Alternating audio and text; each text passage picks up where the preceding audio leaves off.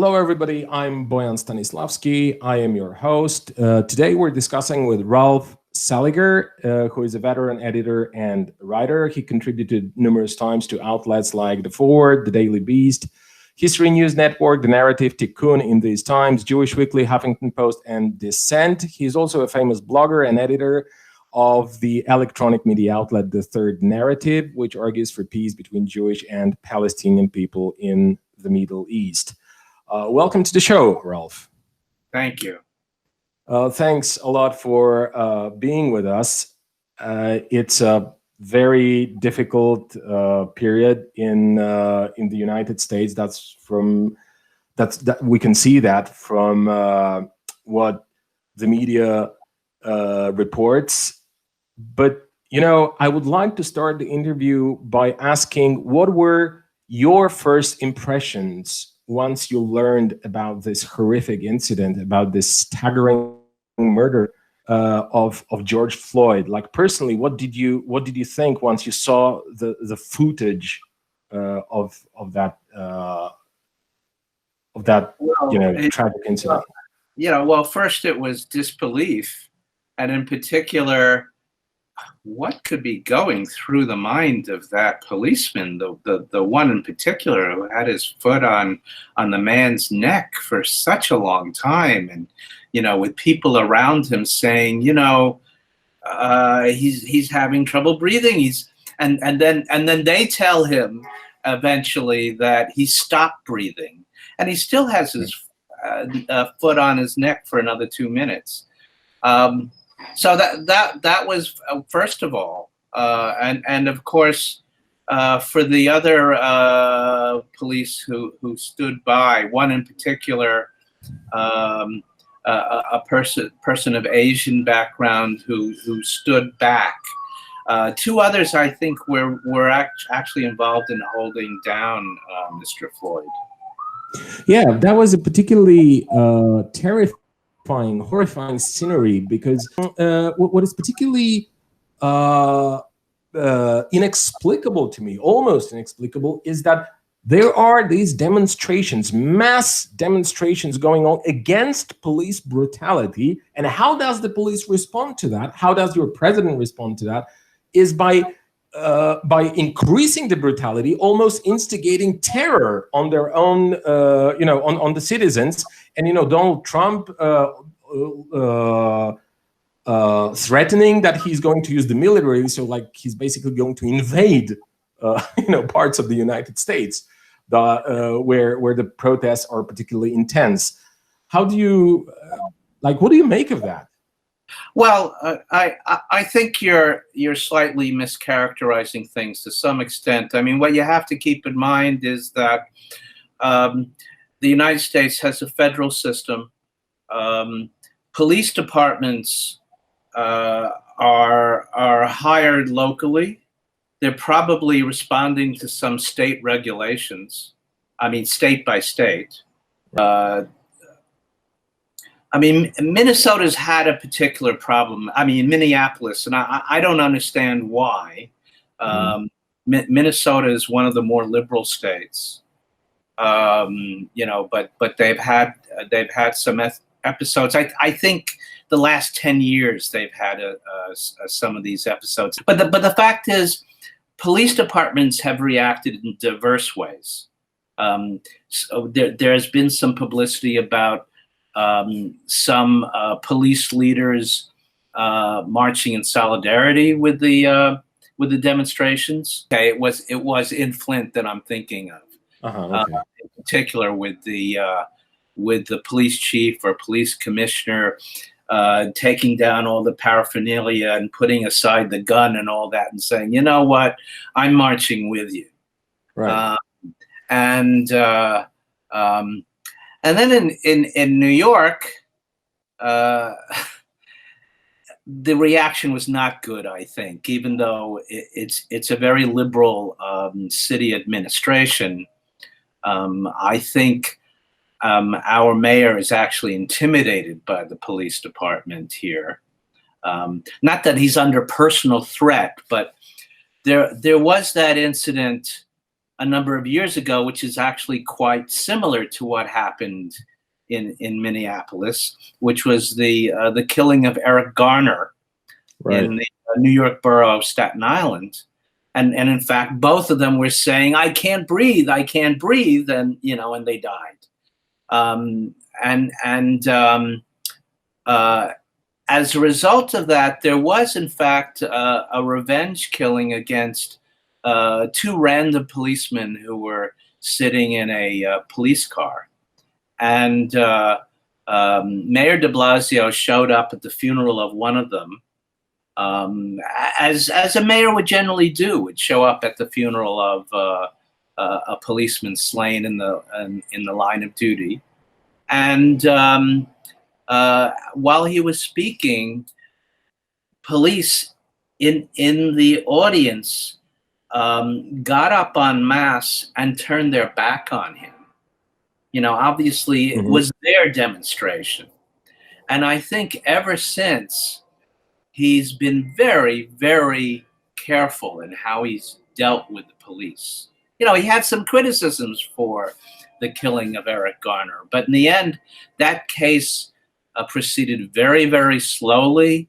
It took several years until Officer Pantaleo was removed from the police force, let alone charged and prosecuted for the crime. Yeah, and also the comments of Mayor de Blasio, they were not particularly, they didn't seem to be particularly smart, and it really does. One really can get the feeling that certain mayors and governors are in fact intimidated to an extent, at least, by the police, and this seems to be a construction which is upside down, because this is the community, the local community should employ and hire the police and tell the police how they want to be policed, and not the other way around. When the police is coming, that's I heard that point being made by a number of people like Jimmy Dore or John Oliver, that there is something fundamentally wrong about how about the relationship between the local authorities and the state and the police. Another instance of this, an example of this, since New York City has been the center of the pandemic, with the city that has lost more people who have died of this thing probably than any city in the world. It's at least 22,000, and I think it's actually significantly more than that, who have died here. De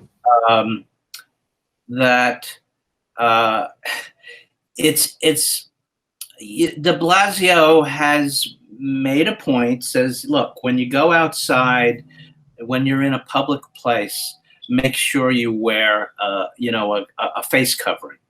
Right. And most of the demonstrators I've noticed have tried to do that. I mean, of course, they can't really maintain healthy social distancing in a demonstration, but they've at least tried to cover their faces for health reasons. And I've noticed that hardly any of the police are doing the same thing. I mean, for the most part, they're not wearing masks at all. And this is a city regulation. This should be a mayoral order to his employees. Right. The cops are his employees, they're city employees. It just boggles the mind. It enrages me almost as much as everything else, because I really do think, unfortunately, as righteous as the demonstrations are, and they are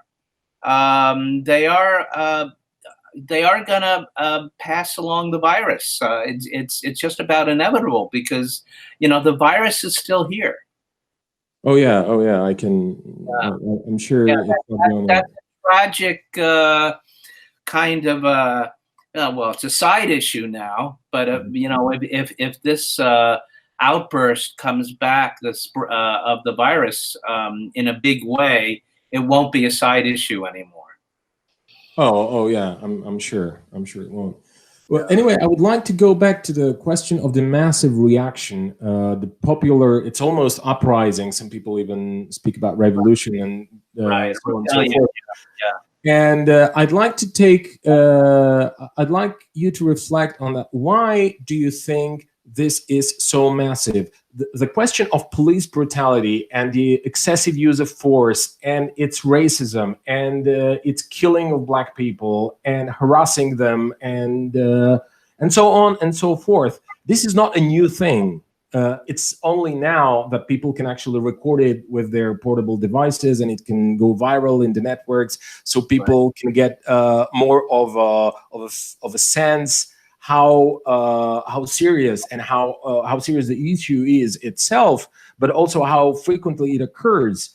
But that's one thing. But the other thing is that many commentators, and I read that in many outlets, American outlets, mainstream ones, alternative ones, that this seems to be a straw that broke the camel's back. And if the policeman that killed George Floyd had known that it will break the camel's back, he wouldn't have done that probably.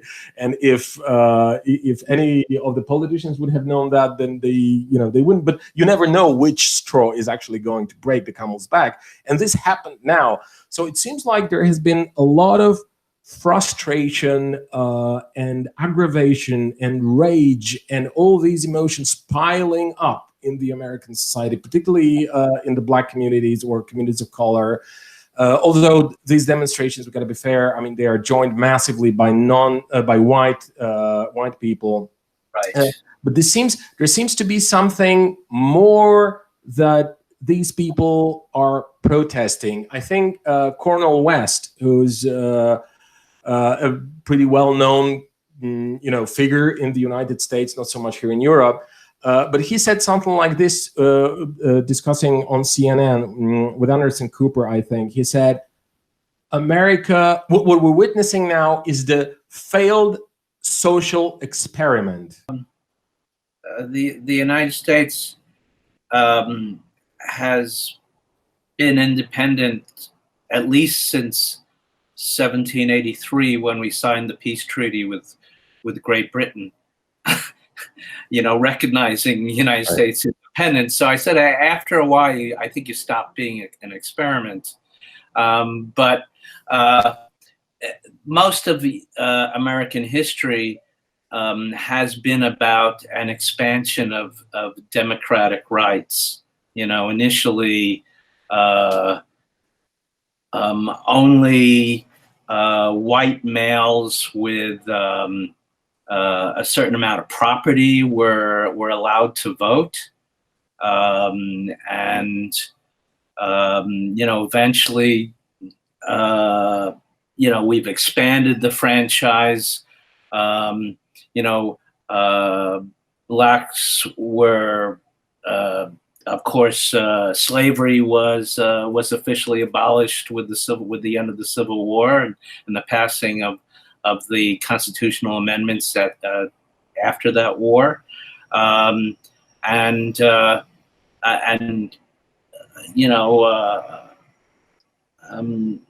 then with the Civil Rights Acts 100 years later, in the 1960s, African Americans were won certain guarantees that their right to vote would be protected.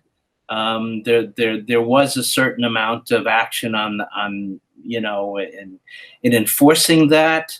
But more recently, these kind of gains have been threatened and to a certain extent reversed.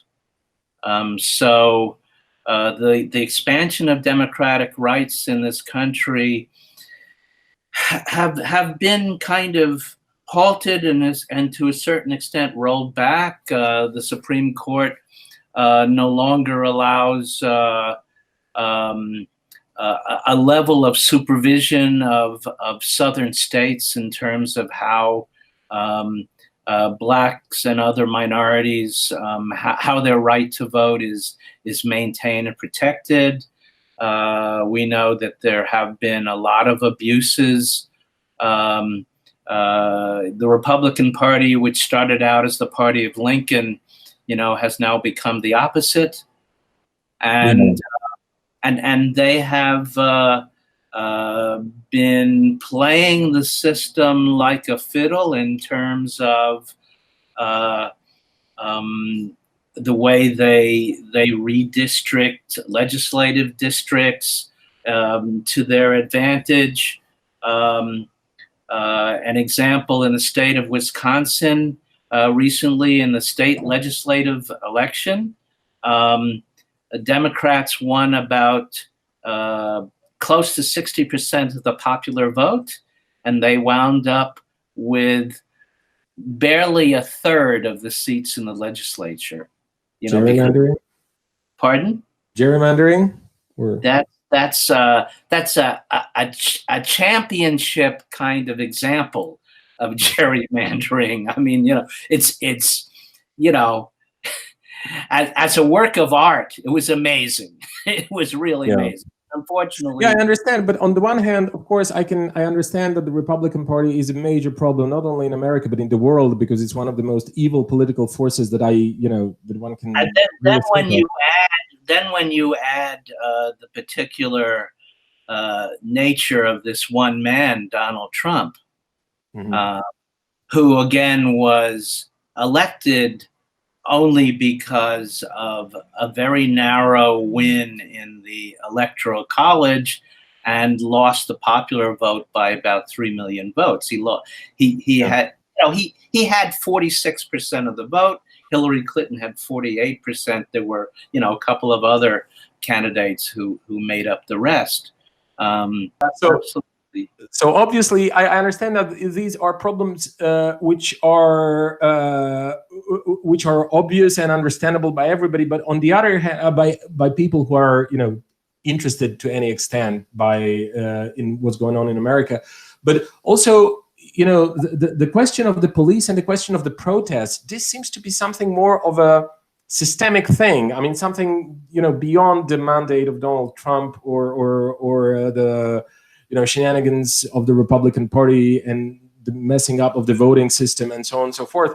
It seems like there is something going on, which is because the people, obviously, they feel very bitter. And it's not only about the police killing. It's about, at least that's how I explain it, that it's going to be about,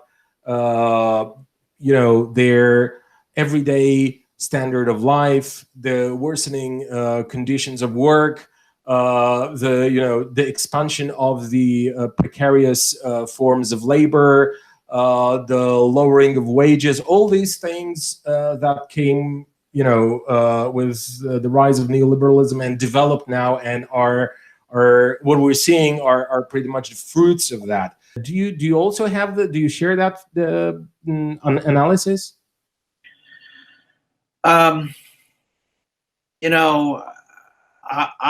don't know how much I want to lay this to neoliberalism. I mean, we're in a very peculiar time. With the Trump presidency and the pandemic. The pandemic has created an economic crisis as well as a health crisis.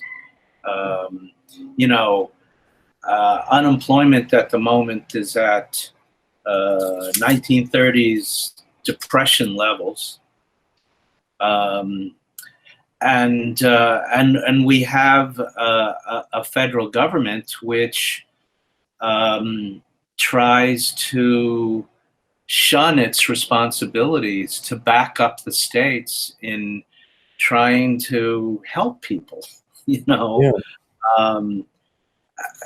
I mean, it's the clownishness of Trump in first denying for a couple of months that we were going to have a problem with this pandemic, and then even as the thing was starting, denying it, and even to this day, he keeps on refusing to wear a face mask in public because it's not cool.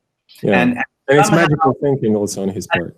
And you have it's become part of a political divide because in some parts of the country, if you're wearing a face mask, it marks you as a Democrat.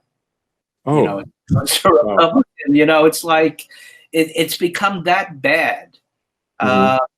You know, the problem of the greater problem of neoliberalism versus social democracy, or something more further left than that, that's almost besides the point. I mean, you know, because we're at this we're at this crisis that it's hard to imagine. I mean, maybe the background is the issue of how we organize an economy in the first place.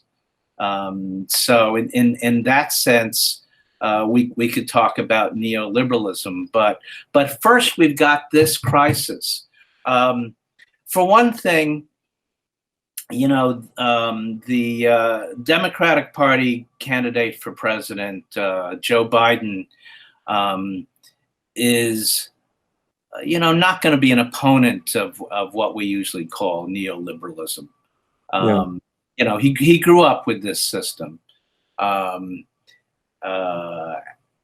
know, but the first thing is to get rid of the particular regime we have in Washington right now.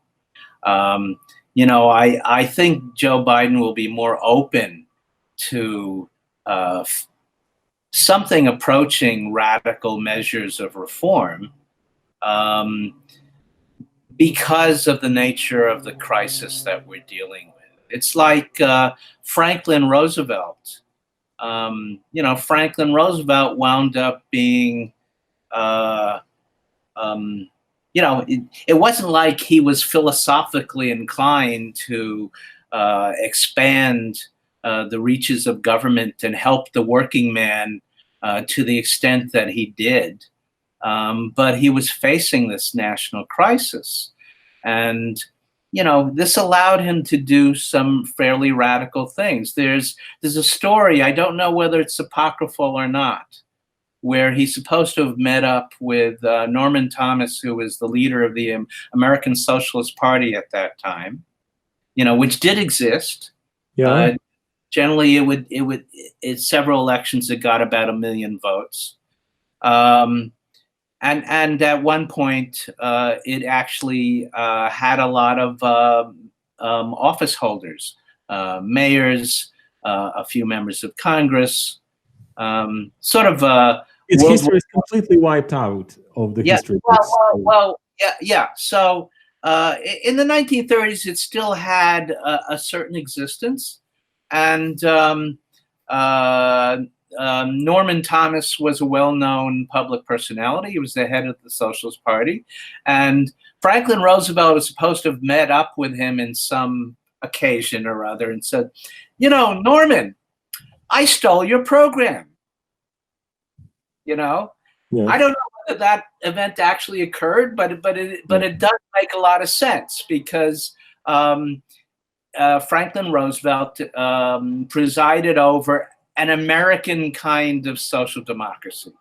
Okay. You know, compared to Western Europe, it was sort of social democracy light, but it was the beginnings of what could have been a reshaping society more like the most progressive societies in Western and Northern Europe.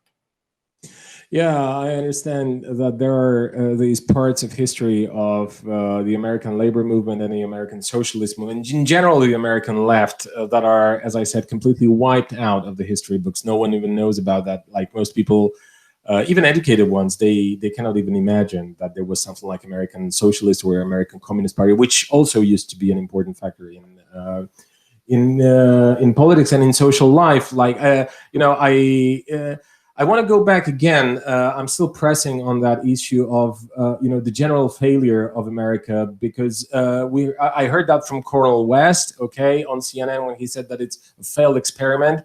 I think it's it's pretty correct to point out that we probably have stopped, or you have stopped being an experiment a couple of hundred years ago already.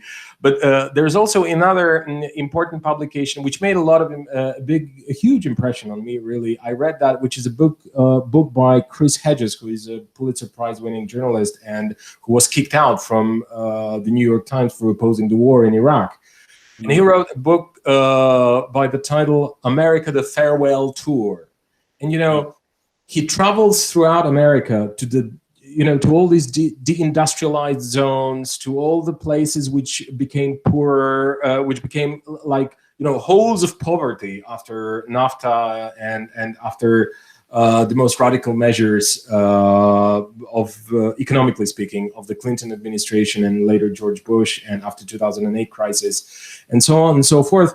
And, he describes a state that is, a crumbling empire, an imploding empire, and a society completely falling apart, either helpless or aggressive, frustrated, and deeply rotten. And he doesn't write that with a despise to American people, to these people that he had met.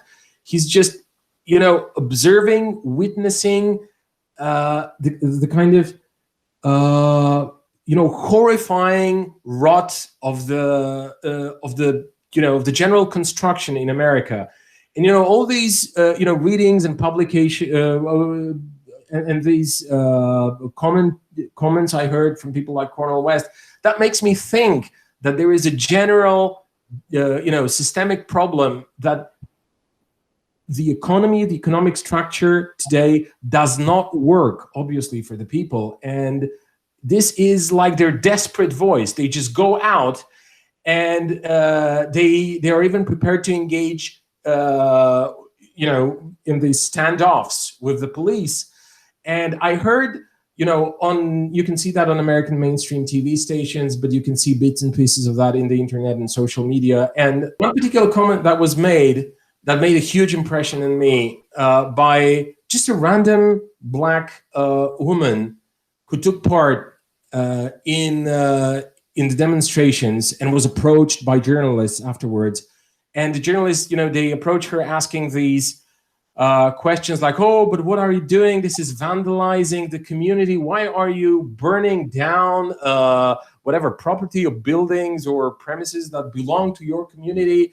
And she shouted at them saying, "What are you even talking about? Our community? We don't own anything here. This is a lie. I mean, there used to be this myth," that's what she said, "of social contract, where when there is a crime, the authorities step in and they fix the situation. But instead of doing that, they have been killing us and torturing us and molesting us for now decades. And, she said, I don't care if the entire thing around me here burns down to and this was really shocking, because it seems like, there is this major detachment, of the economy, of the economic structure, of how things are in America, and that there are these two separate sets of rules, one for the whites and one for the blacks. And obviously the blacks, they know that, like they seem to be conscious of this.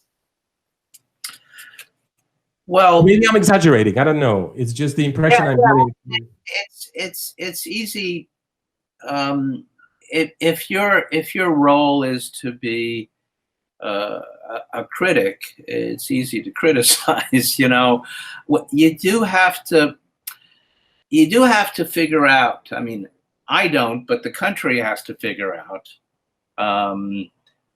first our way out of this health and economic crisis, this double crisis that we're dealing with, and then the political crisis that the Trump administration has brought to us, and then the broader social crisis, which is most pronounced as a racial crisis in this country. Mm-hmm. And so you have these different layers. Of course, an attitude like the one that you're explaining from this African-American woman who's understandably indignant. It doesn't help the movement, and for the most part, the demonstrators have been very careful not to be seen as the same as the looters and the vandals. It's sort of been in the administration's interest to sort of put them together. There's this notion of Antifa. You've heard of that? They now want to make it a terrorist organization or something. An organization, we have it in Europe too. It's just a brand. Of course, Antifa is a cool way of saying anti-fascist, and it refers to people who basically are prepared to violently fight openly fascist elements like the neo-Nazis who marched in Charlottesville, Virginia, in 2017. But Antifa is not an organization. Yeah, let alone terrorist. Right. Now, if there are people who identify with Antifa and are talking about burning things down or engaging in violence, I think it's a very bad idea. No, of course, I'm not trying to say that this woman condoned burning down. I'm just saying that she was trying to explain her attitude. Yeah. Oh, absolutely. No, I understand her attitude, and I know that I've seen scenes where people among the demonstrators have actually restrained some people who were acting as provocateurs, whether they knew it or not. People who were breaking up paving stones and prepared to throw them into windows and things like that, or throw them at the police. And I've seen instances where they were tackled by fellow demonstrators and restrained. That this is that this would be a very bad thing, and in fact, probably there's some right-wing elements which are infiltrating and doing some of the damages. They're called accelerators, where the really extreme right-wing idea is that you want to bring about a race war. So you want to accelerate the violence. So you'll have the reaction of the government and of right-wing, shall we say, militias acting in the name of the white nationalist cause that they support.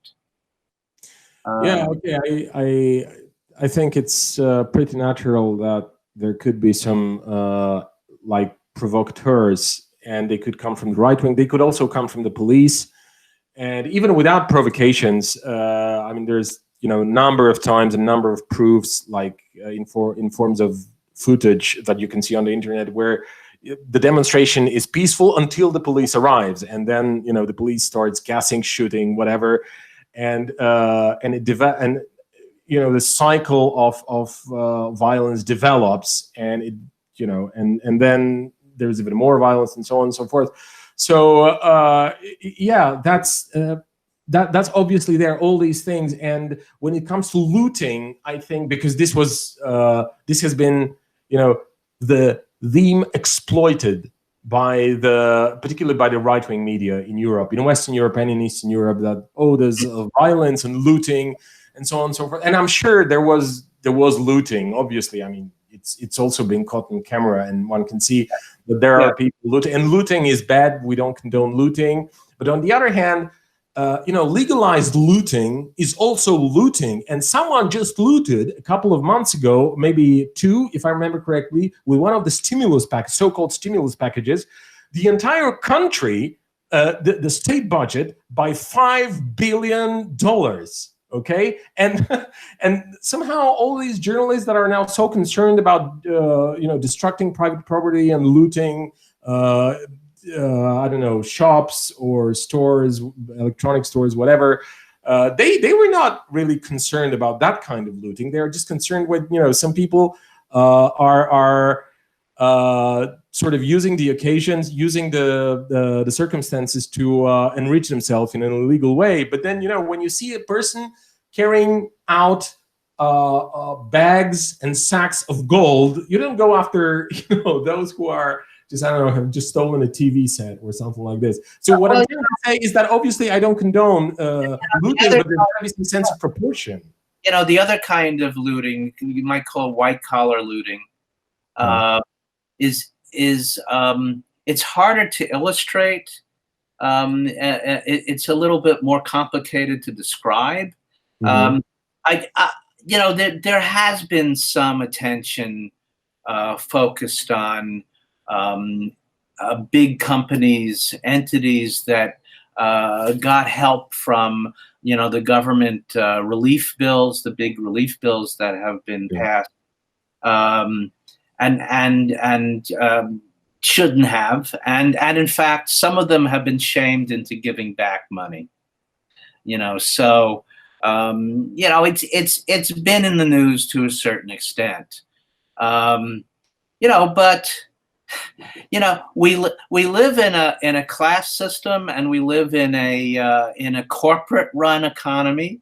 These are the elements that have power in this country, and so they abuse that power. And I mean it's in the nature of the exercise of power that it tends to be abused. You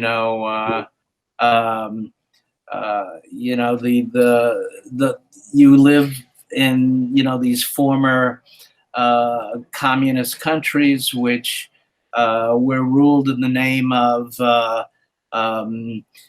a very egalitarian, humanitarian, new kind of society, and were run in a very opposite sort of way. This is a human problem. But what you had to deal with was a one-party police state. What we have to deal with is the power of these corporations, which have to be somehow reined in.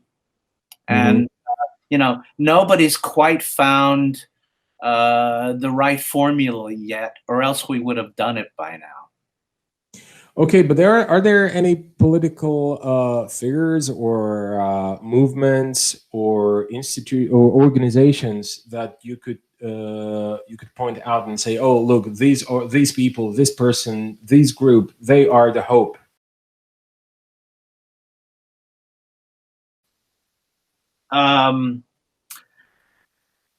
Well, to some extent, I'm impressed by Alexandria Ocasio-Cortez and some people who come out of the Democratic Socialists of America, though by and large I don't quite see the way that most of them do. But I think there's a lot of intelligence and humanity in somebody like Alexandria Ocasio-Cortez, who is probably an up-and-coming leader. She's maybe 30 now. I'm not quite sure when she's 30 yet. It's hard to say who might really. I mean, look, my candidate for president probably would have been Elizabeth Warren. Who I think has a real grasp on how our economy works, and has sort of analyzed it from the point of view of a legal scholar. In fact, she's an expert on bankruptcy law. She's the one who designed the Consumer Rights Bureau, which was supposed to rein in the abuses of Wall Street. Okay. And so, you know, she doesn't identify herself as a socialist, but she really wants to see a market system run in a more regulated, decent sort of way. And somebody like her is somebody whom I would have a lot of faith in as somebody who, in a very detailed way, not in terms of rhetoric, but in terms of detailed knowledge of the system, could be a hope for changing it. And I have a feeling that Joe Biden has a lot of respect for her. So I think Wall Street would be terrified, for example, if she becomes Secretary of the Treasury in a Biden administration, because it's the Treasury Department that sort of overall runs, the regulations for how markets are run in this country. Okay, and one last question, because you brought up the question of the class and the class system. I want to ask you, what do you think is the proportion of the class element versus the racial element in these in this protest, in this massive social reaction against police violence and against the state of affairs? I think one could say. Well, is it more of a racial thing or more of a class thing, with just where the racist element, racist murder of George Floyd was just a catalyst? Historically speaking, still today, the racial element tends to override the class element in the way American society sees itself and operates. But there happens to be a very large overlay between race and class in this country, where a very large element of the urban working class in this country is Black or Latino. And of course, African Americans, and to a lesser degree, but also importantly, Hispanic, Latinx people are the pillars of the Democratic Party in this country.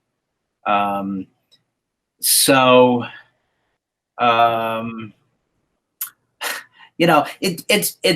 a little hard to put it in. You can't quite put it in terms of European class politics, because I see. Because we don't have historically those class kind of entities in the same way, but to the extent that the Democratic Party is still the greatest hope for reform, and I still have, insofar as I have any hope, I would think it would come from the Democratic Party. You have to look to the fact that African Americans and Latinx are so important to the future success of the Democratic Party. And by the way, they would also pull the Democratic Party to the left. Okay, let's hope for that. Let it be the optimistic accent at the end of our conversation. Thank you very much, Ralph Saliger, for explaining these nuances, complicated sometimes nuances of the current American reality. And thank you for sharing your thoughts and analysis. Okay, and I'll stop recording. Okay, thank you.